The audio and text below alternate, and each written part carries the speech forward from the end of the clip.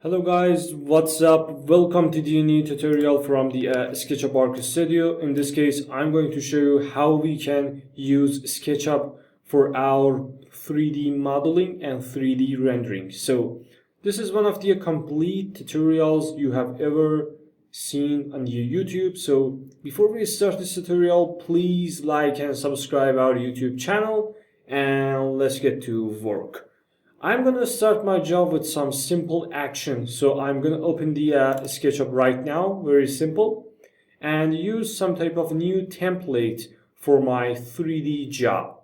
I want to create some type of woody cabin on the lake, and I want to model all of the environment with all of the details and use Enscape for rendering. So please subscribe us and let's get to work. I'm going to click on the simple meter environment in here, and I want to start my job with using the rectangle box. So as you can see, sometimes it takes a little bit of time and you must be patient.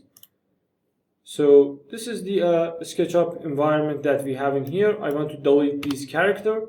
Click on the window, model info, and in the statics bar, I want to purge unused settings for my better file size. So everything is done right now. I want to press Ctrl S and save my job on my document part.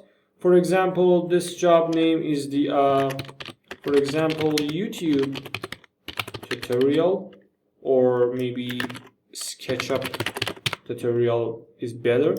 So I want to press save in here and start my job with the rectangle. I'm going to click on the rectangle and draw some rectangle with some completely decayed dimension, about 7,7, and press enter. So this is the cabin that we have in there. I want to minimize this line in here, so I will make it smaller. Something about 3 can be good. I want to use the push or pull option for extruding my target, so I will click on it, press Ctrl on my keyboard, and extrude this face about 4 meters. So I'm going to click on this line in here and I want to take some copy, but I don't know how. So I will click on the move option, press Ctrl on my keyboard, click on this end point and move it to this place. So now I can move it on the blue axis about some number like 2 meters. And now I created my main body in here.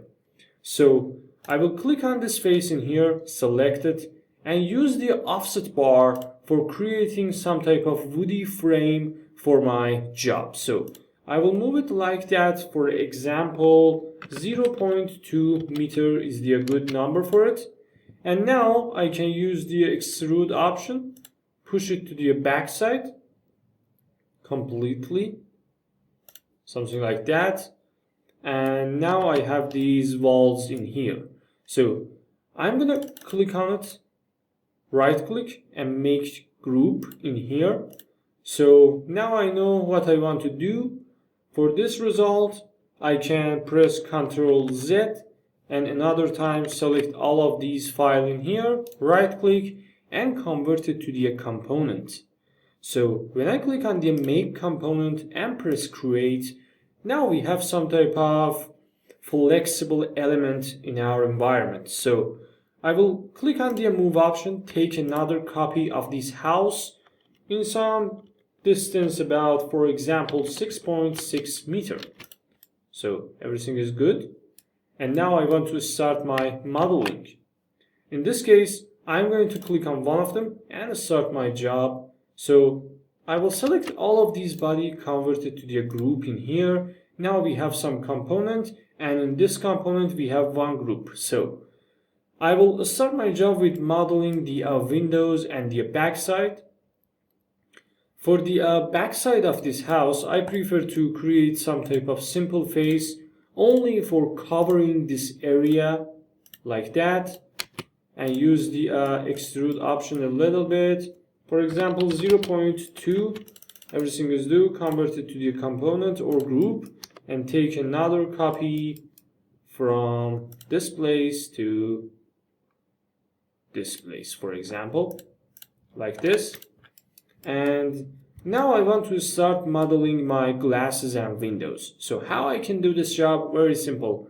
I only want to draw some rectangle from here to here. As you can see, when we use the components, all the changes happen at the same time. So I will use the align option in here, draw some line to the midpoint like that, and erase it. Very simple and easy. So I'm gonna use the tape measure in here. So our total distance is about 3.6 meter. So I want to type, for example, 1.4 or 1 meter for here, another 1 meter for here, and another tape measure from this line to the midpoint about 0.8 meter.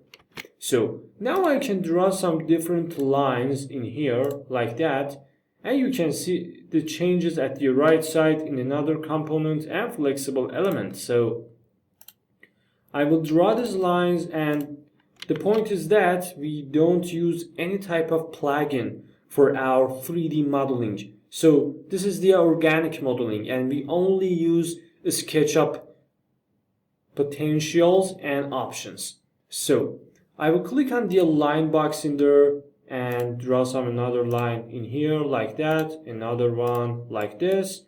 And now I want to start my modeling other glass frames. So I want to delete this line because I think I get a little bit wrong in there. So I will remove all of these lines in here. So use the tape measure another time and create my door frame. 2.74 is the standard height for your doors. So I will delete these places very fast and easy and start my framing. So I want to frame my job like that, very simple and useful, like this, as you can see. And it only takes a few minutes of your time. If you want some type of realistic renders, you must spend more time on your 3D modelings and 3D renderings. So something like that is good and acceptable. So now I want to use the offset. So for creating the frames, you need some offset. For example, if your frames, for example, size is something about 2 centimeter, you must use offset about 1 centimeter. Because when both of these puzzles stay with each other, you can see 2 centimeters. So I'm going to use 0.01 meter. It means 1 centimeter or 2 centimeter, and add it to all of these faces without adding any number, because now you have this number on the SketchUp cache and memory. So as you can see, very fast we created these offset lines in here.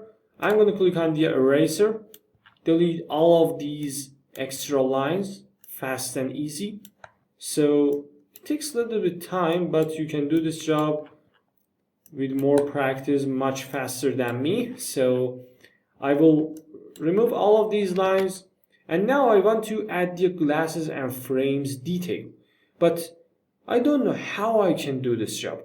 For doing these type of jobs, I'm going to move these lines a little bit to this place, another line, click on it, move option,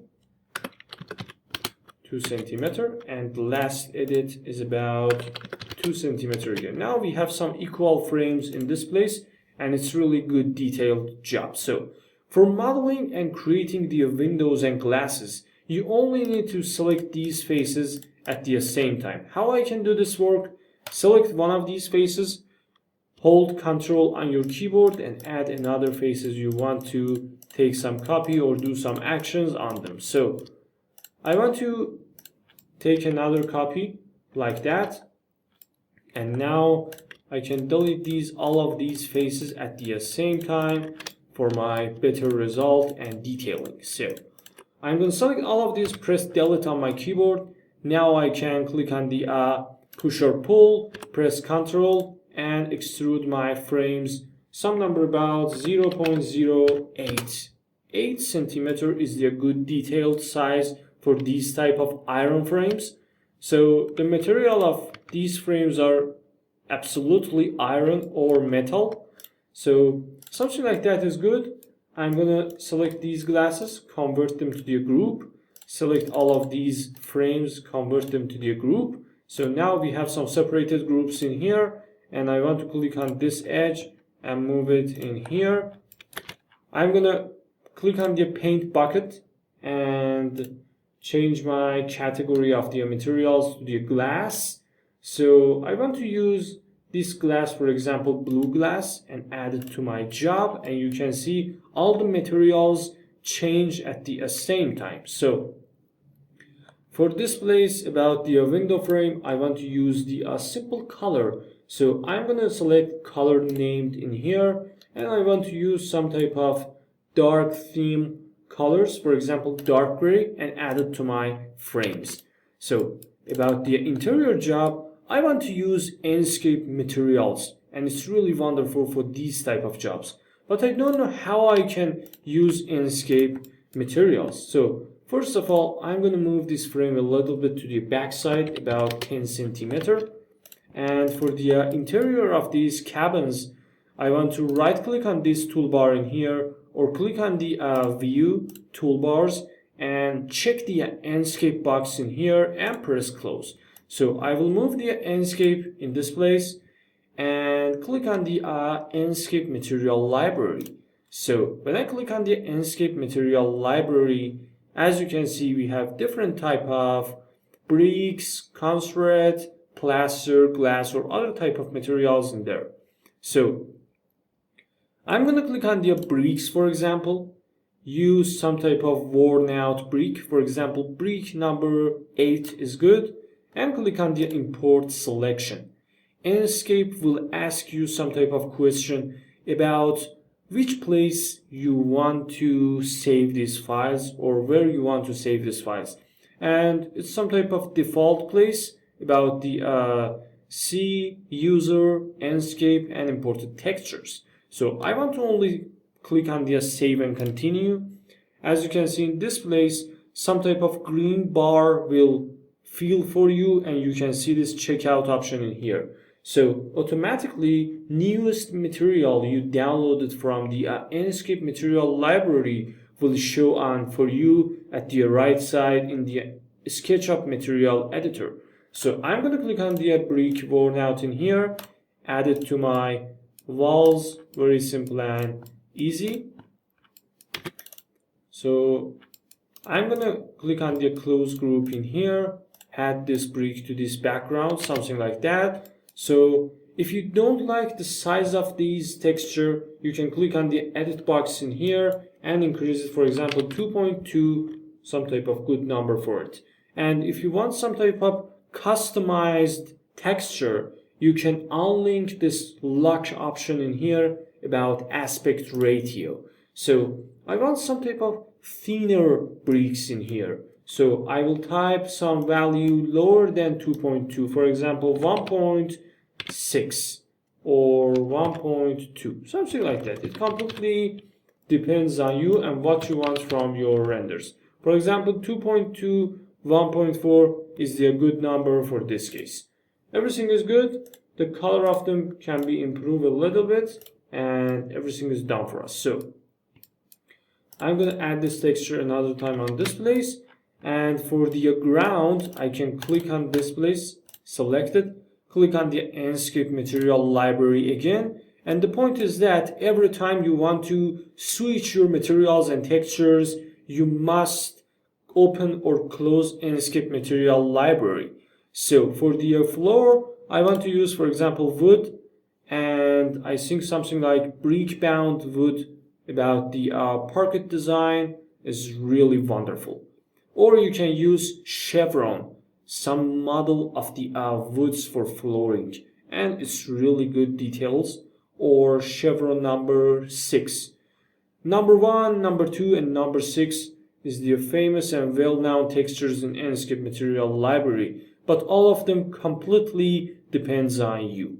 I'm going to click on the wood one in here, import selection. Material imported for us. Now I can select it, add it to my environment, and I want to increase the size of it. Very simple, only with some few clicks. For example, 2.1 is the good texture. Now we have some type of normal size of our job. If you don't like these type of texture modeling, you can right click on this face. The point is that only you can select this face, right click, texture and position.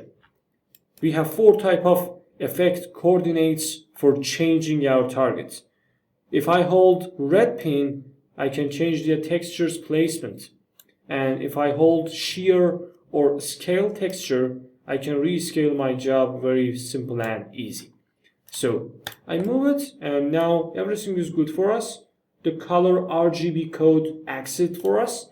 So I think I only want to add some type of sharp color for my edges, but I don't know how I do this job. Very simple. I only click on it, select it. In the color named bar, for example, I want to select some type of maybe dark orange or orange in here and add it to my job. The result is something like that and it's really good. I can adjust it in the RGB manager codes in here, or you can paste some type of color codes from the internet. So 134 for the green code and green channel, and 252 for the red channel. Blue channel can be increased to the 16 and press enter. Now we have some type of special and customized orange in here. Everything is good for us. And now I want to add another detail to my job, and after that, time for the rendering. So I will click on the rectangle box in here, draw some rectangles in this place with some dimension about, for example, pick up the tape measure and type your customized dimension 0.26. Click on your object, scale, and rescale your job. So something like that is really good, and I want to click on it, convert it to the component number 2, and take some copies at the same direction. So I think it's good for us. And now I want to type 12x and press enter. So I can increase it to the 16x, 22x, and 22x is good. So I can move this job in this place. So I can select one of these components. It's really important. For example, select this one. And when I click on the push or pull and push one of them, all of them will act at the same time. So 0.04 is the good number, and I can move it a little bit to this place about 0.68. As you can see, the detail of this job is incredible, and all of them done by the SketchUp. So the SketchUp is the powerful software if you want to look at it as the business view. So I can take another copy, for example 2 centimeter, and add some more small details on your job. So for example 1.2 is good, something like that. Or you can remove all of these actions, click on the offset like this, 0.06, select it, and use the move option, press Alt on your keyboard and do the bevel job for your details, something like that. And the result is fantastic. So I will select all of these roofs in here and convert it to the group, take another copy in this place, and you don't need to rotate it. New update in SketchUp 2023 is the flip option in here. You can access it very simple and easy. And I want to flip it on the green direction and coordinate, or the gizmo. So I will click on it, and the result is that one. So I can select all of these like this and take another copy from this midpoint to this place. And the result is something like that. So if you like this video, guys, please like and subscribe our YouTube channel. At the next tutorial, I will talk about how we can create some super realistic render in Enscape. Thanks for your watching and goodbye.